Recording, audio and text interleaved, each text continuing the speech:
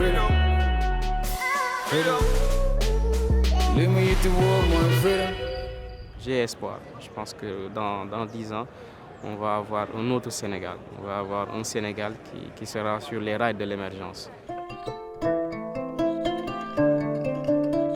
Nous entrons dans une ère décisive avec l'apparition de l'exploitation des hydrocarbures.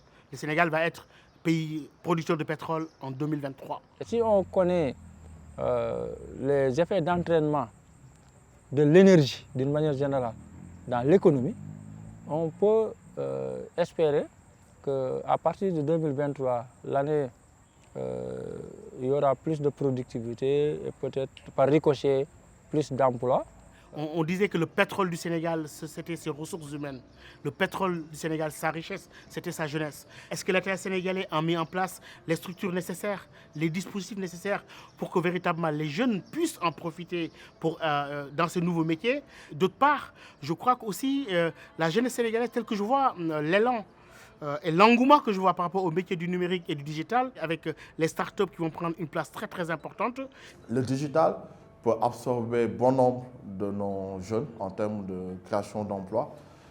Parce que j'ai l'habitude de le dire, je pense qu'on est à 1% de la transformation digitale de nos sociétés. Comparé à d'autres pays qui sont assez proches de nous, comme le Nigeria. Donc il y a encore plein d'emplois à créer dans ce sens-là. Le secteur agricole est l'avenir du Sénégal, qu'on ne l'accepte pas. L'agriculture occupe au moins 60% de ceux qui sont actifs sur le marché. Et cette agriculture-là n'est pas très productive parce que la productivité, c'est ça qui manque et qui permettrait de pouvoir aller s'activer dans d'autres domaines. Parce que tout le monde ne peut pas travailler dans le secteur moderne. On a des terres qu'il faut, on a l'eau en abondance, donc on n'a pas à se plaindre comparé à d'autres pays africains. Le besoin est là, les gens ont ouvert les yeux sur ça, mais ils ont juste besoin d'être encadrés, accompagnés pour pouvoir se lancer. Et j'en suis sûr certain que ce sera le secteur d'avenir ou le secteur demain qui pourra vraiment occuper à 70% l'économie du Sénégal.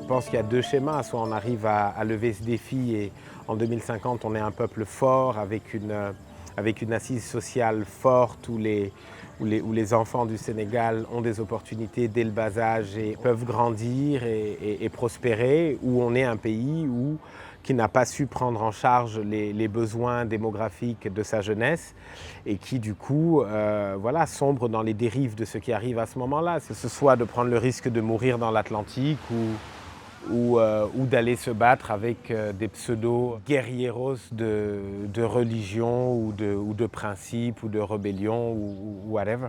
45% des jeunes disent que si un jeune Sénégalais devrait un jour rejoindre un groupe extrémiste, ce serait à cause du chômage, de la précarité et de la marginalisation. Donc c'est une question fondamentale. Non pas seulement une question socio-économique, mais une question de stabilité.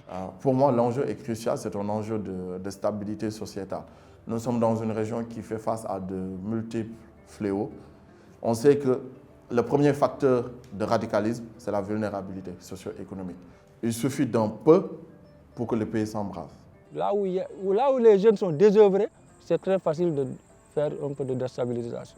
Pour moi, c'est ça le principal enjeu dans 5 ans, 10 ans. Quel Sénégal on veut construire, quel Sénégal de paix, quel Sénégal stable qu'on veut construire. Il y a de plus en plus de jeunes Sénégalais qui pensent que leur avenir est ici.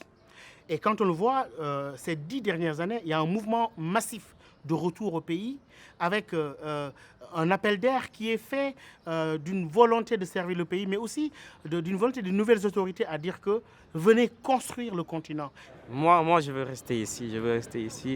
Et je veux entreprendre dans mon pays pour pouvoir contribuer au développement de mon pays. Je suis optimiste parce que je vois que la jeunesse sénégalaise et africaine qui vit au Sénégal, quand même, il y a une grande partie qui prend des initiatives. Malgré les difficultés, les défis, les challenges tous les jours, ils prennent des initiatives, ils croient au développement, ils se débrouillent, ils se battent tous les jours pour y arriver. on restera toujours optimiste. On restera toujours optimiste parce que le pire des choses, c'est de laisser tomber. Donc on se dira toujours que ça va aller, ça va aller.